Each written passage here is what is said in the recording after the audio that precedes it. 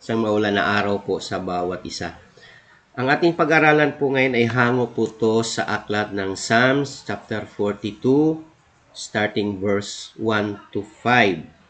At ito ay pinamagatan ko po na Take Advantage of Psalms Anti-Depressant. Okay, yun po yung ating pag-aralan sa gabi nito. Sabi po ng Psalms 42 verse 1 to 5, As the deer pants for stream of water, so my soul pants for you, my God. My soul thirsts for God, for the living God. When can I go and meet with God?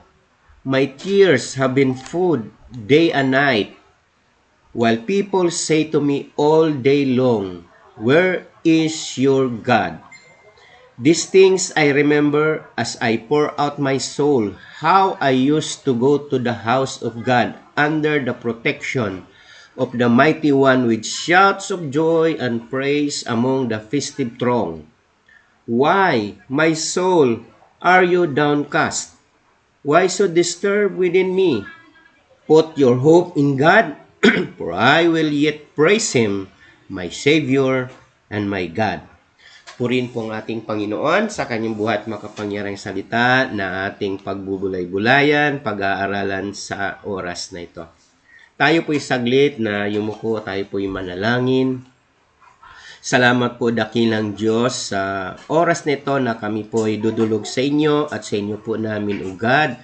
Patuloy ipinagkatiwala ang aming pag-aaral na iyong salita. Salamat po Panginoon sa iyong mga salita sa aklat ng Psalms 42.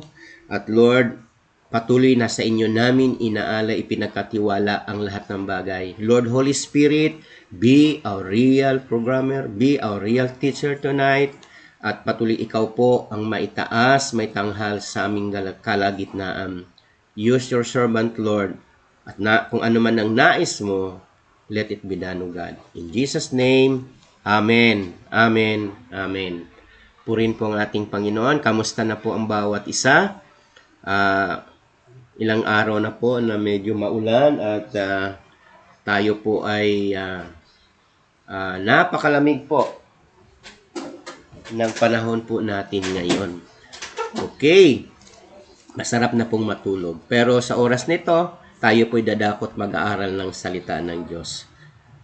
Ang sabi po sa Tagalog, basahin lang po natin kung paanong batis ang siyang hanap ng isang usa, ganyan hinahanap ng ang Diyos ng uhaw kong kaluluwa. Nanabik ako sa Diyos, sa Diyos na buhay, walang iba, kailan kaya maaring sa presensya mo'y sumamba. Araw-gabi, tumataghoy gabit araw, tumatangis, naging tanging pagkain ko'y ang luha sa paghibig. Itong mga kaaway ko sa tuwi na yaong sambit, nasaan ba ang inyong Diyos? Ang iyong Diyos, hindi namin namamasid. Nagdurugo ang puso ko kapag aking maalala ang lumipas na kahapong lagi kaming sama-sama papunta sa templo ng Diyos na ako ang nangunguna. Pinupuri namin ang Diyos sa pag-aawit na masaya. Bakit ako nanlulumo? Bakit ako nagdaramdam? Sa Diyos ako may tiwala, siyang aking aasahan. Diyos na tagapagligtas, muli ko siyang aawitan. Ito po yung mga talatang ito ay sinulat po ito ng mga descendants ni Korah. Makita po natin. Si Korah po isang Levites, siya po ay tagapamahala ng templo, kaya lang may nangyari po sa kanya. Okay? Ang sabi po doon, bilang pambungad po natin, ang sabi doon, these Psalms, mula sa Psalms 42 hanggang Psalms 49, were written by the descendants of Korah. Sabi po doon, Korah was a Levite who led a rebellion against Moses. At ito po yung masumpungan, makikita po natin sa aklat ng Book of Numbers, chapter 16, verse 1 to 35. Nandun po yan, makikita po natin. He was killed, but his descendants remain faithful to God and continue to serve God in the temple. David appointed men from the clan of Korah to serve as choir leaders. Ito po yung makikita po natin sa 1 Chronicles chapter 6 verse 31 to 38. And they continued to be temple's musician 400 years. Kaya makita din po natin yan sa 2 Chronicles chapter 20 verse 18 and 19. Kaya po dito po natin makikita ang mga talatang ito, makikita po nito ito po yung nangyayari din po to sa buhay ni Haring David. Kaya po, nung time na nagrebelde ang si Korah, si Datan, at iba pang mga kasamahan po nila, at doon po ay humarap sila doon po sa tent of meeting, doon sa templo, nahaharap sila sa Panginoon. At ang kanya-kanya po, mayroon po silang hinahandog, mayroon po silang hinahandog sa Panginoon. At doon po, nakita po natin, para praise po, si Korah at ang kanyang mga kasamahan po ay nilamon po ng lupa at doon po sila ay inilibing ng buhay. And praise God, may descendants pa siya. Mayroon pa silang mga lahi na kung saan ay patuloy na nagiging tapat sa paglilingkod sa Diyos. Yun po yung konting background po natin dyan. Now, makikita po natin, kung titingnan po natin kanina sa verse 1, ang sabi po doon, as the deer pants for stream of water, so I long for you, O God. Kaya makita po natin, as the life of a deer depends upon the water, so our lives depends, so our lives depend on God. Okay? Na kung ang buhay ng usa ay dumidepende lang siya dun sa tubig sa batisan, ganun din po ang ating buhay. We depend on God.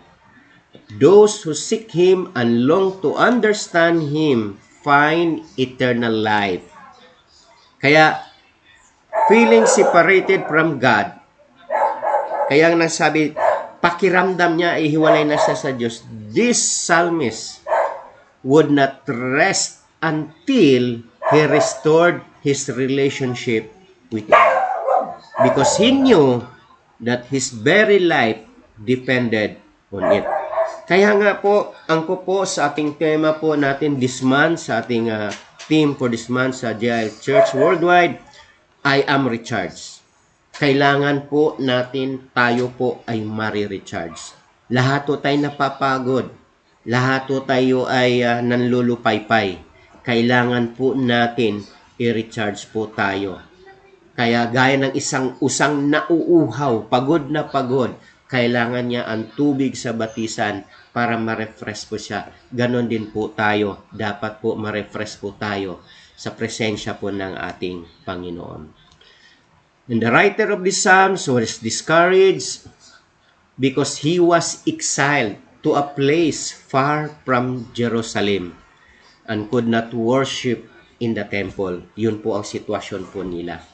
And during these God-given holidays, the nation was to remember all that God had done for them. Okay. Dahil sila po ay na-exile, napunta sa ibang lugar, at hindi na po sila nakakapagpuri, nakapagsamba po doon sa templo na kung saan dapat sila sasamba, magpupuri sa Diyos. Kaya po, yun ang kanila na pong ginagawa, alalahanin na lang po nila ang lahat ng ginagawa ng Diyos sa kanilang mga buhay. Amen?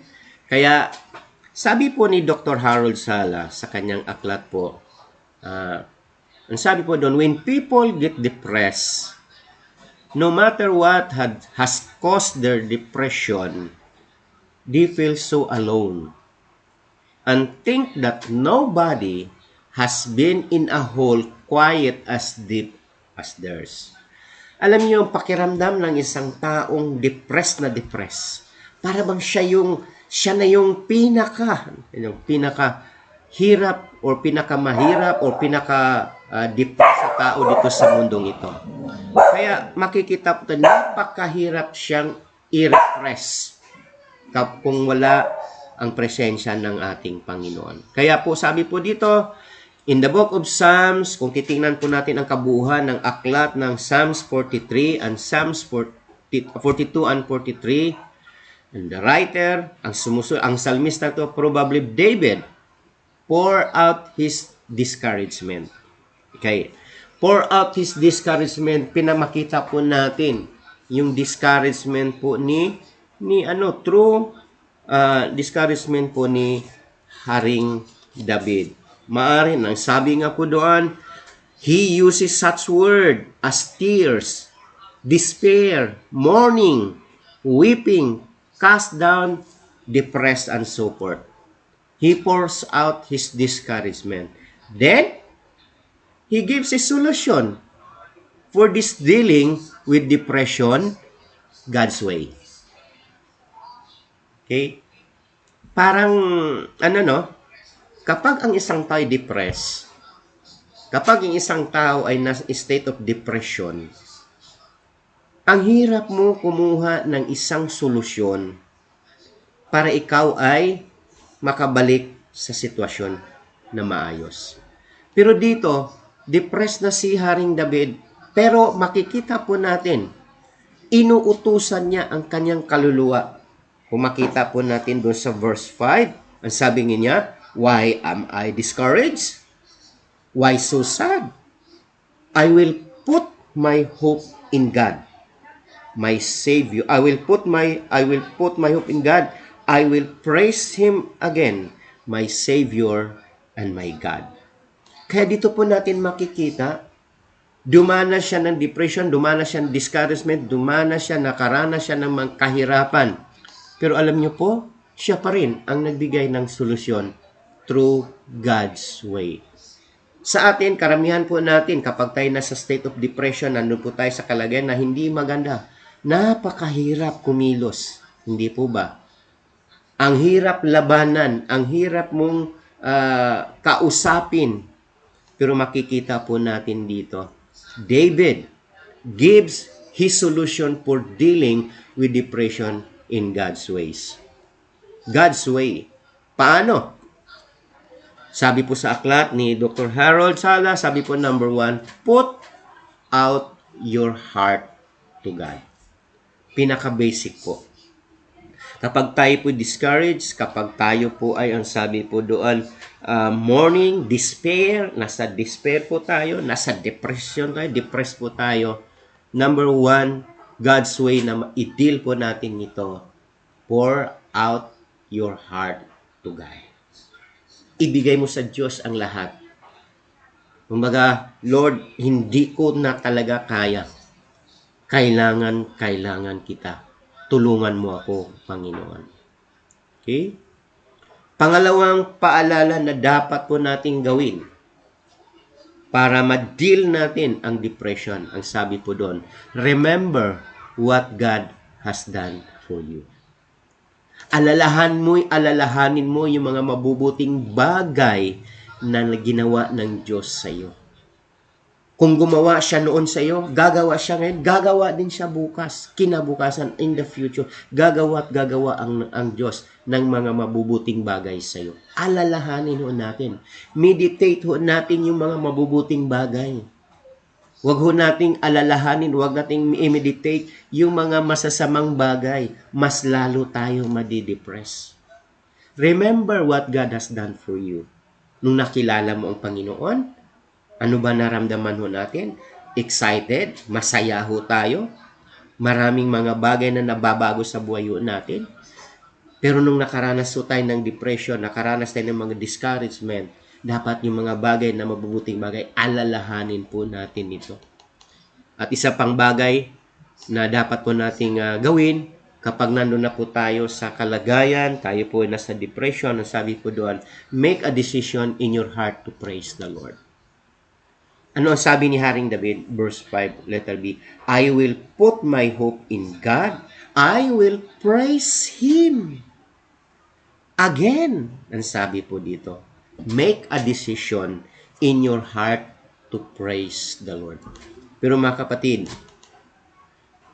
tanungin ko po kayo, madali bang magpuri sa Diyos kung tayo ay depressed? Napakahirap po. Napakahirap mong itaas ang iyong kamay. Pero when you make a decision in your heart to praise the Lord, walang makakapigil sa iyo na itaas mo ang iyong kamay. Lord, ako'y nagpupuri, sumasamba sa inyo despite sa lahat ng aking nararamdaman, naranasan sa panahong ito. Napakahirap minsan gumawa ng mga tamang bagay kasi nandun na po yung sitwasyon, napakahirap na, parang wala ng pag-asa. Tandaan ho natin mga kapatid, habang nabubuhay tayo sa mundong ito, may pag-asa pa. Isa pang bagay na gusto kong iwanan, ang sabi nga doon, David gives his solution for dealing depression in God's way. Number 1, pour out your heart to God. Remember what God has done for you. Make a decision in your heart to praise the Lord. And isa pa, focus on God rather than on what depress you. Okay? Focus on God. Kailangan po i-focus natin ang ating looking unto Jesus. Kaysa tumitingin ka sa sitwasyon mo ngayon. Wala ka nang magagawa. Wala na tayong magagawa. Nandun na yon. Pero ang Diyos na ating pinaglilingkuran, may magagawa po sa atin. Kaya we have to focus on God rather than on what depresses us. Sa pambagay, pray for God's light and truth.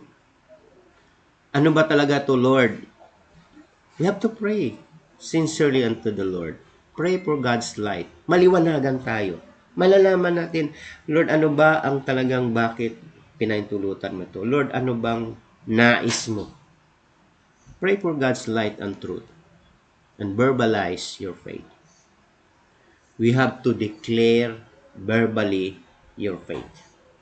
Lord, I believe, Panginoon, nanampalataya po ako na pinahintulutan mo ang sitwasyon kong ito na aking kinakaharap ngayon. Napakahirap man, Lord, pero alam kong kaya ko itong malalampasan dahil kasama kita. At alam ko po, Panginoon, may nakalaan na mas magagandang bagay sa kabila ng mga pangyayaring ito. Verbalize your faith.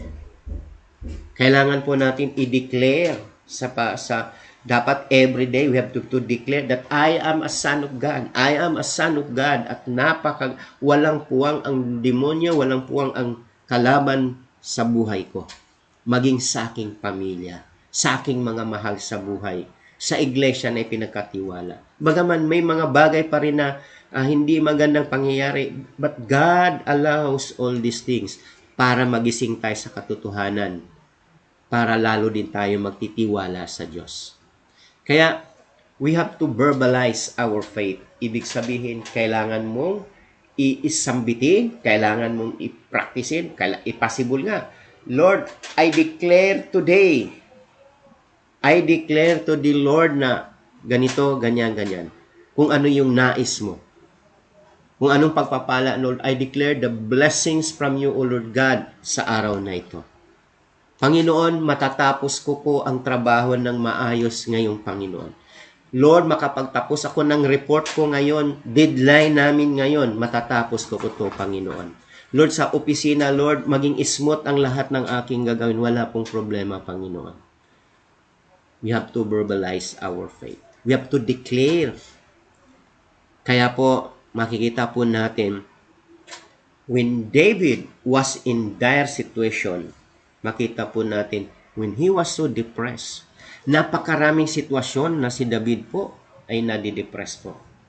Even to the point na halos papatayin na siya ng kanyang mga tauhan.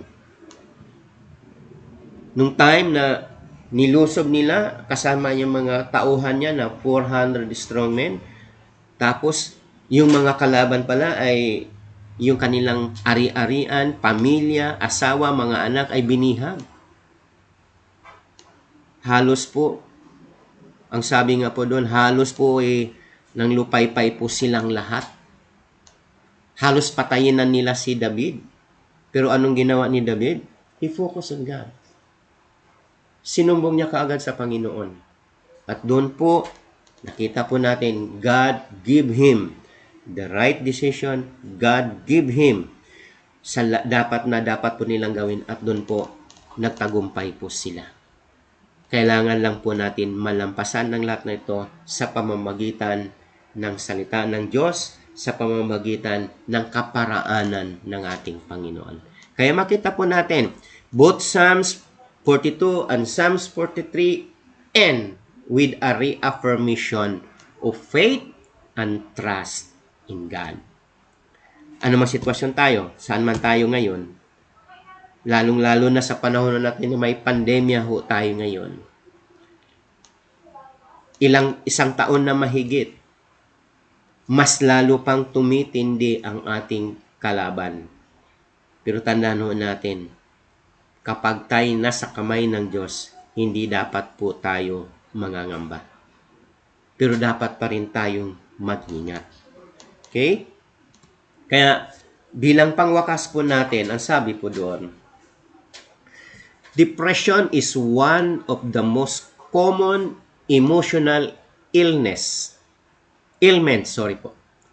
One antidote for depression is to meditate on the record of God's goodness to His people. This will take your mind off the present situation as you focus your thoughts on God's ability to help you, rather than on your inability to help yourself. Okay? Kaya makikita po natin, ang depression na po ay common illness na po ito. Ailments na po natin to. Illness o ailments po natin to. At ang pinaka-antidote po dito for depression is to meditate. Yan. Yung kabutihan ng Lord. Napakabuti mo, Panginoon. Alalahanin ho natin, kapag ang mga bagay nito ay nangyari sa iyo, ibig sabihin lang yan, may nakalaan na maganda o malalaking pagpapala para sa iyo. Kapag nalampasan mo yun, in God's way. Kaya pinaka-antidote po ng depression, ang sabi po doon, is to meditate on the record of God's goodness to His people. Lahat po tayo nagkakamali. Even Haring David ay napakaraming pagkakamali. Even yung mga man of God na nasa Biblia, ang laki ng kanila, ang dami nila mga pagkakamali, pagkukulang sa Diyos. Pero anong ginawa ng Panginoon? Sila'y inirestore. Why? Sila po'y nagpakumbaba, humingi ng tawad, inaamin yung kanilang mga kahinaan.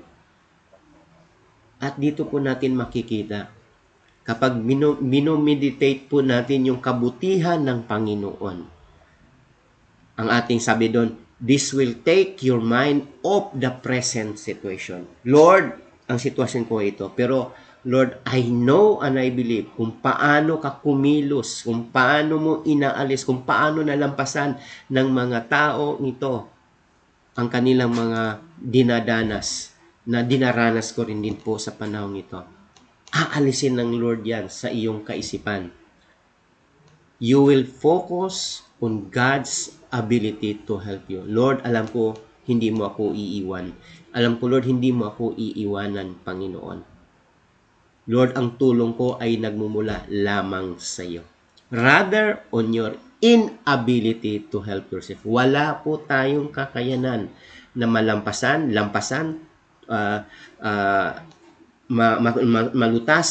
lutasin ang problema, lutasin ang lahat ng ating kinakaharap. Hindi po natin kaya. Saganang atin, hindi po natin kayang lampasan. It is only God's ability to help us na tayo po ay makakalampas sa sitwasyon po natin. And when you feel depressed, sabi po doon, gaya ng ating title po nating binasa kanina, when you feel depressed, take advantage of this Psalms anti-depressant. And what is it? What it is? Ano po to? What is it? Read. Ang sabi to, read the Bible. Ano pong anti-depressant? Read the Bible.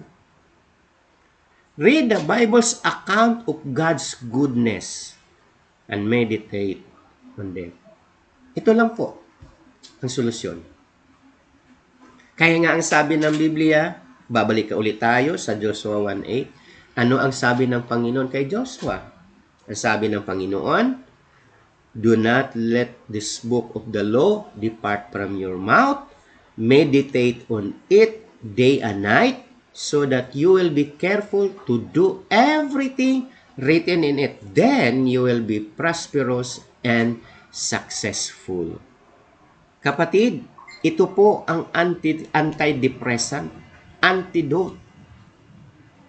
When we feel depressed, read the Bible's account of God's goodness and meditate on it. Kaya po, sa gabing ito, lahat po tayo ay nakaranas po ng discouragement. Lahat po tayo nakaranas ng depression.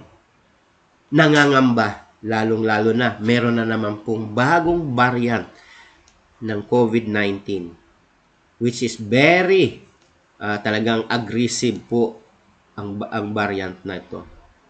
But wala po yung panlaban sa Diyos. Kailangan lang po natin magtiwala sa Panginoon. Manumbalik tayo sa Diyos. Iingatan tayo. Gagabayan tayo. Protektahan po tayo ng ating Panginoon. God will cover each and every one of us by His blood. At walang gawat plano ng dyablo ang makapanaig sa ating buhay. Even this COVID-19. Kaya, marami pong salamat sa gabing ito at nawa po sa may clip po nating pag-aaral, meron po tayong natutunan. Saglit po tayo'y manalangin. Salamat po, Panginoon, minsan pa sa gabing ito. Lord, salamat sa buhay ni Haring David, Lord, na magaman siya po ay nagkakamali, siya po ay maraming pagkakukulang din po, Panginoon. Nang dahil sa kanyang pagpakumbaba, Lord, makita po natin na nire-restore mo siya, Panginoon. Lord, salamat dahil lahat po kami ay dumanas ng discouragement, Panginoon. Nade-depress din po kami, O Diyos, lalong-lalo na sa panahong ito na napakahirap kumilos, Panginoon, dahil sa pandemya.